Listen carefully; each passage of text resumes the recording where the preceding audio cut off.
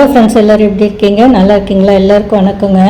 இன்றைக்கி புரட்டாசி சனிக்கிழமை ஆரம்பிச்சிச்சு இல்லையா, முதல் வாரம். அதனுடைய மகத்துவத்தை பற்றி பார்த்துடலாம். அதே போல் புரட்டாசி சனிக்கிழமை வழிபாட்டினுடைய சிறப்பையும் பார்த்துடலாங்க. சரிங்களா? ஆரங்க பதிவுக்குள்ளே போகலாம். விரதம் இருக்கிறதுனால என்னென்ன நன்மையெல்லாம் கிடைக்குது அப்படின்னும் பார்த்துடலாம். சரிங்களா?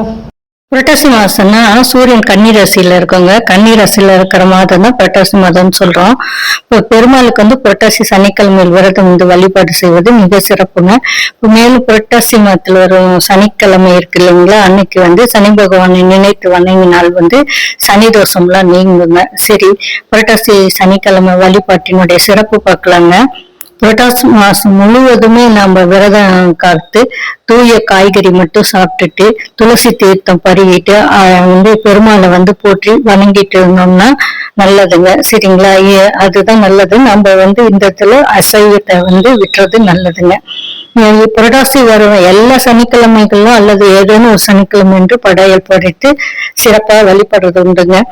ஒரு சிலர் எல்லா சனிக்கிழமையும் படசல் போடுவாங்க. ஒரு சிலர் ஒரு சில வேலைக்கு போறவங்க என்ன பண்ணுவாங்க, அப்படி பண்ணுவாங்க. சரிங்களா? எப்படி கும்பிடுவாங்கன்னா, வெங்கடாச பெருமாளை பாட்டுக்கு மாலையை சுட்டிட்டு முடிஞ்சவங்க வெங்கடேச அஷ்டகம் சொல்லுவாங்க. துளசி மாலை போடுறவங்க போடுவாங்க. இல்லைன்னா கொஞ்சமா துளசி வச்சுட்டு அவர் வீட்டு வழக்கப்படிங்க இந்த பெருமாளுக்கு படையல் இட்டு வணங்குறது வழக்கங்க. ஒரு சிலர் சித்திரம்லாம் சொல்லி வைப்பாங்க. ஒரு சிலர் 5 காய்கறி வச்சு வணங்குவாங்க.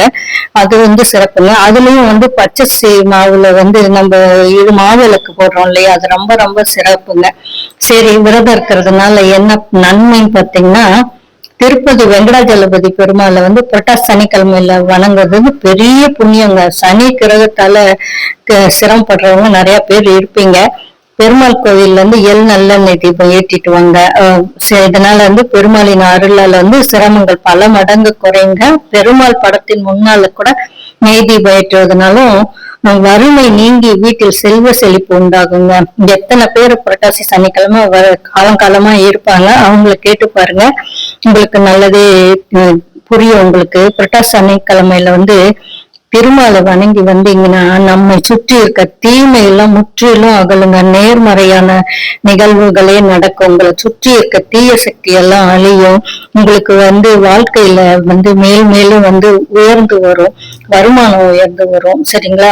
வருமானம் உங்களுடைய கர்ம வினைக்கு ஏற்ப கிடைத்தா கூட நீங்க கஷ்டப்படுறது குறைய ஆரம்பிக்கும். சரிங்களா? அதனால பெருமாளை நீங்க மனதார கும்பிடும் போதும் மகாலட்சுமி தாயார மகிழ்விக்கிற மாதிரிங்க. அப்ப கண்டிப்பா உங்களுக்கு எல்லா அருளும் கிடைக்க பெறுவீங்க. நீங்களும் சனிக்கிழமையோடைய விரத மகிமையை தெரிஞ்சுட்டு முடிஞ்சவங்க சனிக்கிழமை வழிபாடு செய்து பயன்பெறுங்க. நன்றிங்க, வணக்கங்க.